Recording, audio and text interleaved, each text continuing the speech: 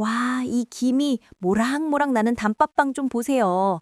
전문가님, 단팥빵 하면 어떤 기억이 가장 먼저 떠오르세요? 저는 초등학교 때 학교 앞 금강제과라는 빵집이 딱 생각나요. 하굣길에 친구들이랑 10원짜리 단팥빵 하나 사서 둘이 나눠 먹던 기억이 새록새록 떠오르네요. 아, 맞아요. 저도 90년대 후반에 학교 앞 빵집에서 100원짜리 단팥빵 사 먹던 기억이 있어요. 그런데 이 단팥빵이 언제부터 우리나라 사람들의 소중한 추억이 된 걸까요? 바로 그게 오늘 저희가 이야기할 주제죠.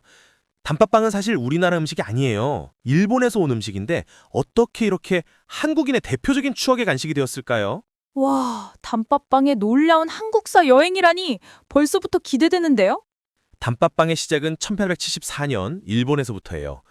기무라 야스베라는 사람이 서양의 빵 기술과 일본 전통의 팥을 결합해서 안판이라는 걸 만들어냈죠.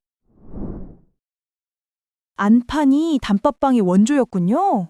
네, 맞아요. 당시 일본은 메이지 유신으로 서구 문물을 한창 받아들이던 시기였는데 서양 빵은 일본인들 입맛에 너무 달거나 짜서 잘 안 맞았거든요.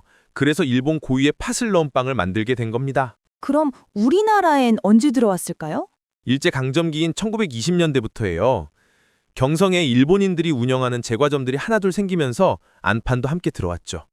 하지만 이때는 아직 조선인들에게는 아주 고급스러운 간식에 불과했어요. 아, 그때는 가격이 꽤 비쌌을 것 같은데요? 맞아요. 당시 대부분의 조선인들은 쌀이나 보리로 만든 떡, 엿 같은 걸 먹었으니까요.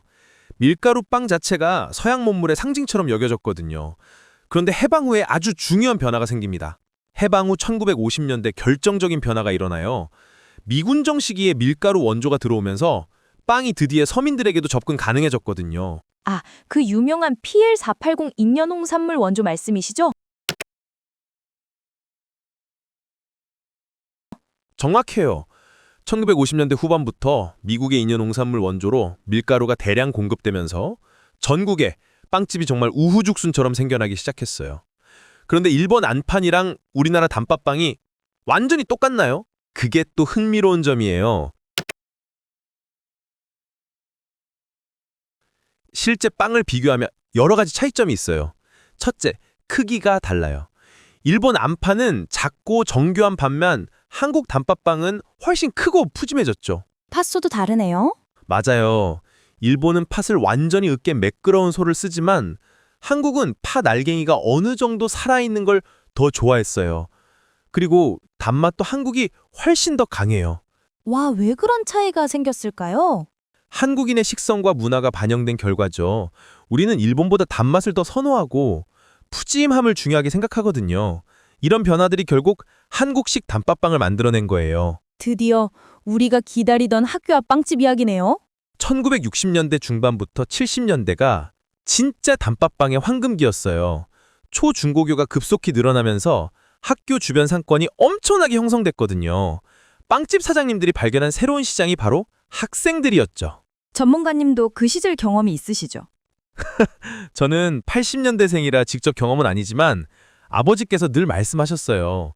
70년대 단팥빵 하나가 10원, 20원이었는데 당시 아이스크림이 30원, 40원 하던 시절이라 단팥빵 하나님 정말 든든한 간식이었다고. 제가 조사한 바로는 당시 학교 앞 빵집은 단순히 빵 파는 곳이 아니었어요. 아이들의 사랑방 역할을 톡톡히 했죠. 유리창 너머로 고지는 갖가지 빵들. 그 중에서도 가장 인기가 단팥빵이었어요. 왜 단팥빵이 그렇게 인기가 많았을까요? 세 가지 이유가 있어요. 첫째는 가격이 저렴했고, 둘째는 배가 든든하게 불렀죠. 셋째로는 안전한 선택이었거든요. 크림이나 잼빵은 상할 수 있었지만 팥소는 보존성이 좋았으니까요. 저도 추억이 있어요. 90년대 말인데 학교 앞 행복 제과에서 오! 선생님 추억도 들어보고 싶어요. 초등학교 4학년 때였나? 용돈 300원 받으면 단팥빵 2개 사서 친구랑 나눠 먹었죠.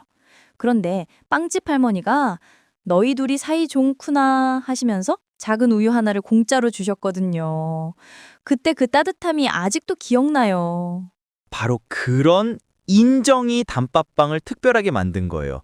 단순한 간식이 아니라 추억이 된 이유죠. 단팥빵이 한국 사회에 미친 영향을 정리해 보자면요.